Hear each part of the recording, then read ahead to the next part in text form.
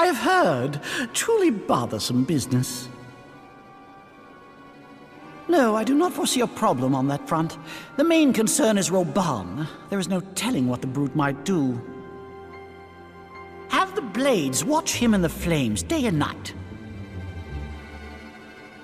You may leave the Sultana to me. I shall personally attend her grace.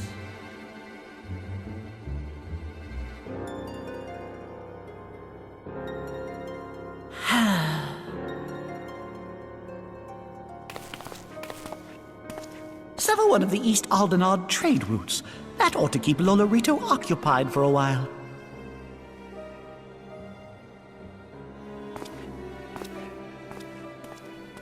Nanamo ulnamo. For my sake, pray be a good little Sultana to the last.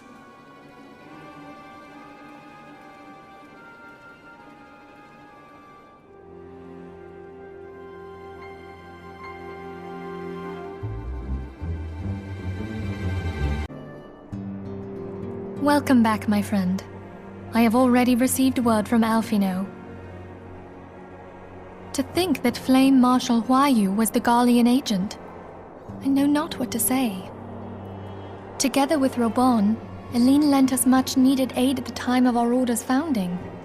She was particularly passionate about the need to tackle the primal threat. When we discussed the subject, her eyes fairly shone with determination.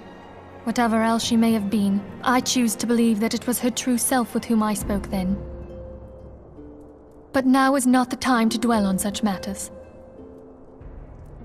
I have an important announcement to make regarding our effort to defeat the Ascians. We shall begin as soon as everyone is assembled.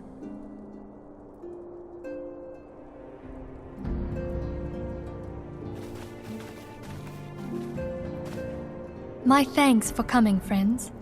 Moonbreeder, the floor is yours. By now, I'm sure you're all familiar with white auricite, the miraculous material that'll allow us to capture Ascian souls. Back at Snowcloak, we verified its ability to absorb vast amounts of ether. Alas, it leaves something to be desired in the area of stability.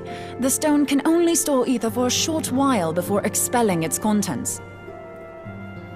In addition to auricite's inherent limitations, we must needs be wary of our enemy's strength. Our foe draweth upon an infinite wellspring of power. Even should we succeed in entrapping him, the stone will not long contain his wrath. Meaning that, if we want to kill the swine, we'll have to be quick about it. 'Tis our belief that an Ascian soul may be permanently undone, if smitten by a sufficiently concentrated burst of pure ether. The only trouble is, we can't say for sure how concentrated the burst needs to be. Without knowing how much ether an Ascian soul is composed of, we're basically guessing. Our sole clue lieth in thy struggle with La Habrea.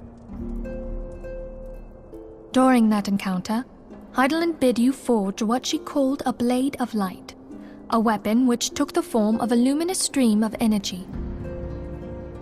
Based on your description, we believe the blade with which you vanquished your foe was composed of ether.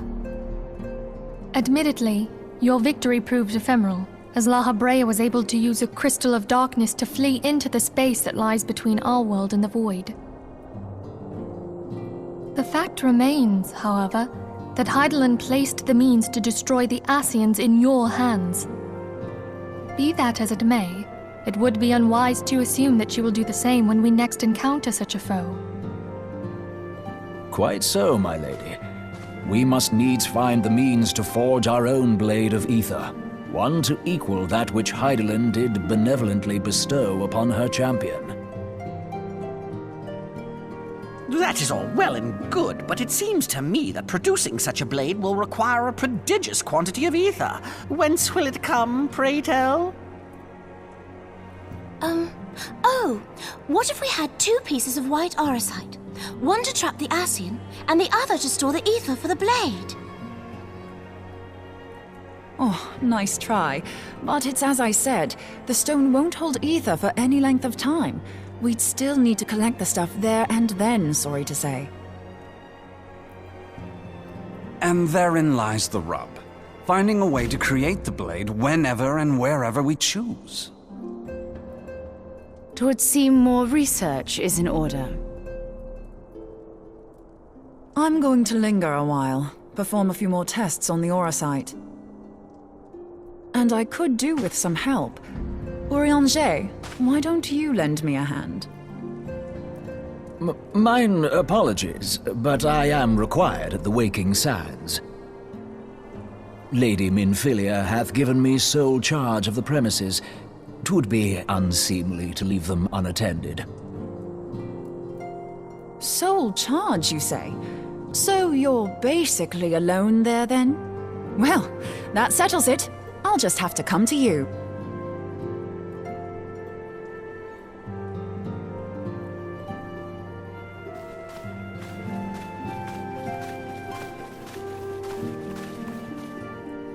While you were afield, word arrived from the Charlian motherland. You will recall that a survey party was dispatched to investigate the incident of the Isle of Val. What they discovered was troubling, to say the least. According to the report, the isle has been erased from existence. 'Twas as if a hole had been torn in the very fabric of reality. Aye, yet the mystery endeth not with the isle's disappearance. It hath come to light that a number of scholars in various other locales were reported missing at a similar juncture. What's more, they all had something in common with the head of the students of Baldessian. Every last one of them was researching a phenomenon called dimensional compression, or the rejoining as the ancient texts call it. I'll be damned if that's a coincidence. All indications suggest Ascian involvement, but I sense that a force greater still is at work. The entity the dark beings call the one true God. We must pray that my dear friend Kryl regains consciousness soon. If she bore witness to the Isle of Val's final moments, she may be able to shed some light on this mystery.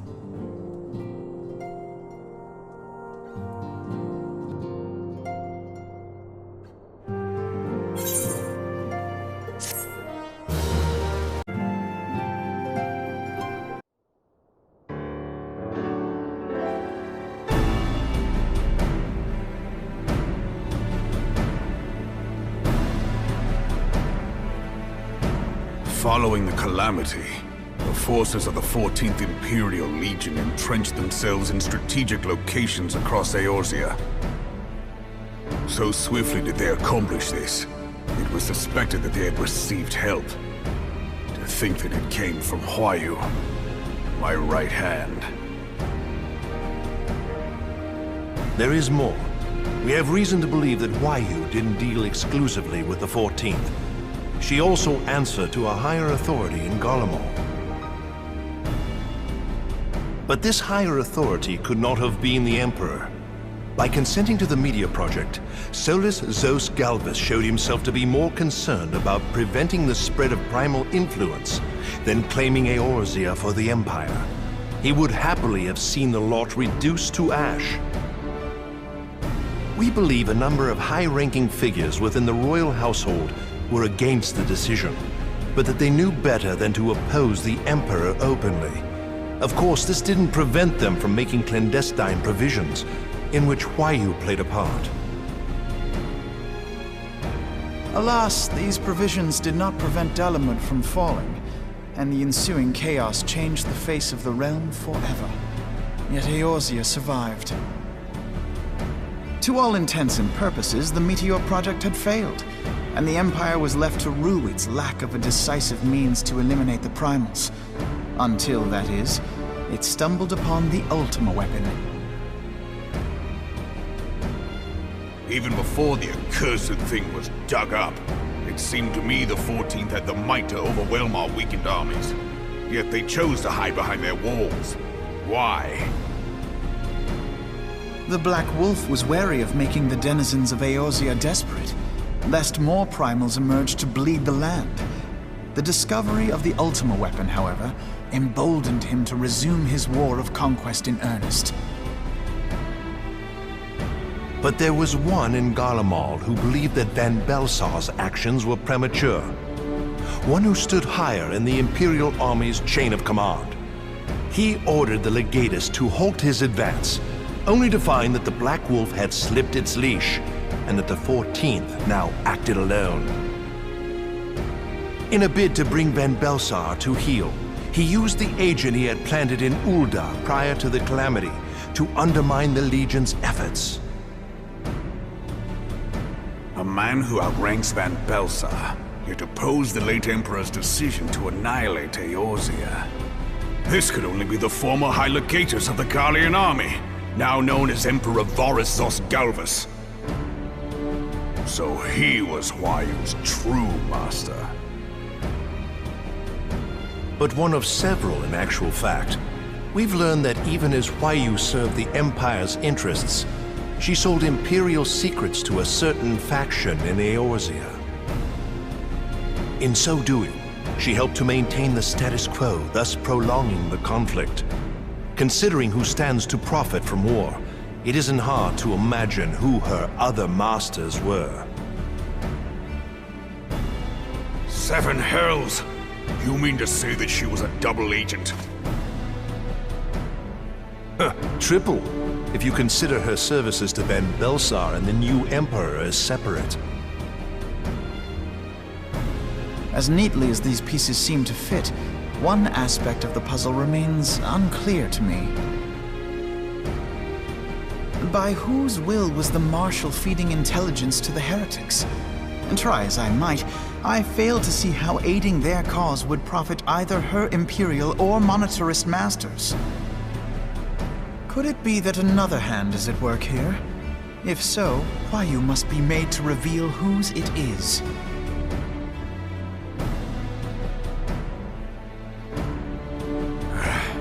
Not only have I lost a trusted friend, now I must interrogate her as a stranger. Not a pleasant task, I grant you, but a necessary one. Unless we weed out the ivy, root, stalk, and stem, it will simply grow back. I know that full well. Those closest to Huayu have already been detained, and I will question them alongside her. General, pray keep in mind that there may be unwitting abettors among them. All will be treated fairly. On that you have my word. Those who are innocent have no cause to fear. You have ever been a friend of truth, General. I hope the unpleasant task of weeding out falsehood will not detain you too long. Though it be for the sake of Eorzea, doubting one's comrades is poison to the soul. And with that, I take my leave.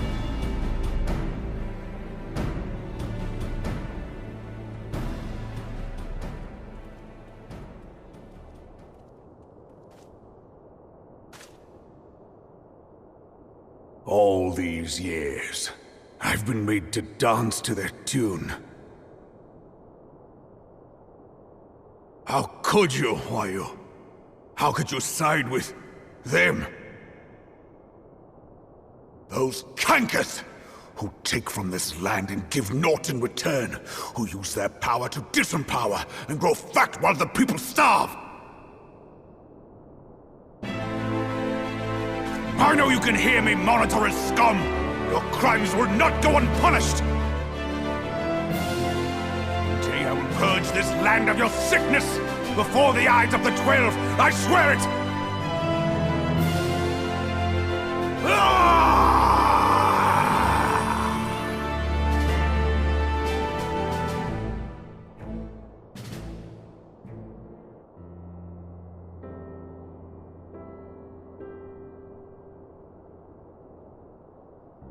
I shall have no further need of you this day. Your Grace.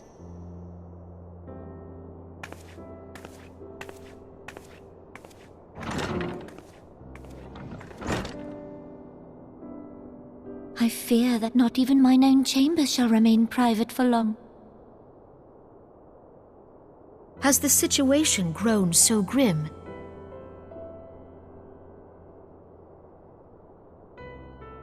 Ever since he proposed the Cartiner Reclamation Bill, Teleji Adeleji has risen to greater prominence upon the backs of impoverished refugees. The monetarists were ever united in their pursuit of profit, but the man's actions have torn a rift in their ranks. They snap at each other as rabid dogs. Yet now is not the time to be bickering among ourselves. If this bickering is a threat to law and order, might you not have grounds to dissolve the Syndicate? Would that the solution were so simple, Admiral. Alas, my moving to dissolve the Syndicate is certain to spark outrage among the influential merchant class, whom the Cabal represents. This would serve to exacerbate the current unrest, and peace would slip still further away. Be they rich or poor, natives or refugees, all who reside in Ul'dah have a right to pursue happiness. It is the duty of a ruler to protect this right. If I am to perform my duty, I must needs tread warily. It would not do to make enemies heedlessly. Were Lord Lolorito here, he would doubtless say that I have my head in the clouds. A ruler is required to take a wide view. Try as we might to cater to all needs, some will inevitably be overlooked. As such, there shall ever be citizens who feel aggrieved. It cannot be helped. But as you have informed us, the monetarists take no view but their own. They hunger for power while the masses starve. In the absence of a common cause, it seems beyond any one individual to make Ul'dah whole. And the presence of a Garlean agent within the Immortal Flames only makes matters worse. Even accounting for Uldah's historic reliance upon mercenaries, such a grievous breach of security is unprecedented. I fear this business will provide the monetarists with a rod to beat Rauban.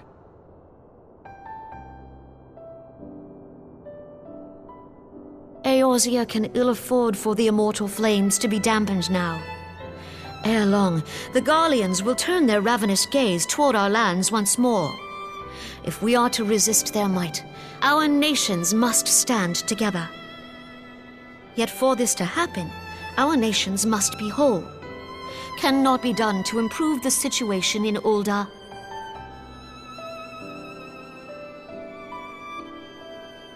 The true wealth of Ul'dah lies in the health, happiness, and hopes of her citizens. Alas, the citizens shall never know these things, so long as their lives are ruled by the ambitions of the few. The monetarists claim to represent the best interests of the people, but in sooth they desire only to manipulate them for their own selfish ends. For the government to serve the people, it must be formed of the people. For Ul'dah to move forward, it is not only the Syndicate that must be dissolved. Nay, you jest.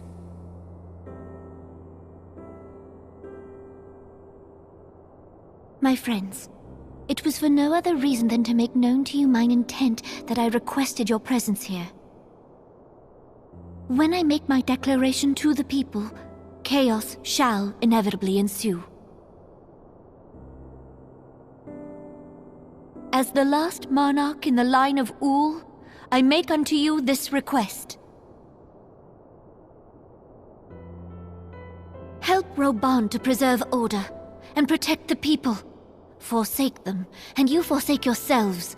For a strong Eorzea will ever have need of a strong Ul'dah.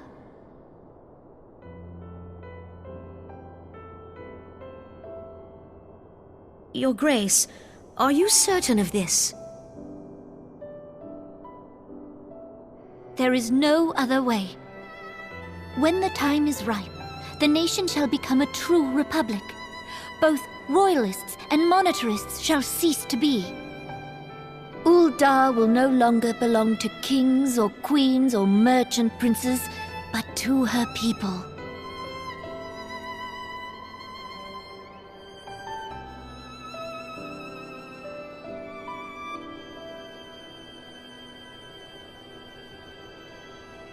Roban, forgive me for casting aside all that you have toiled for in my name.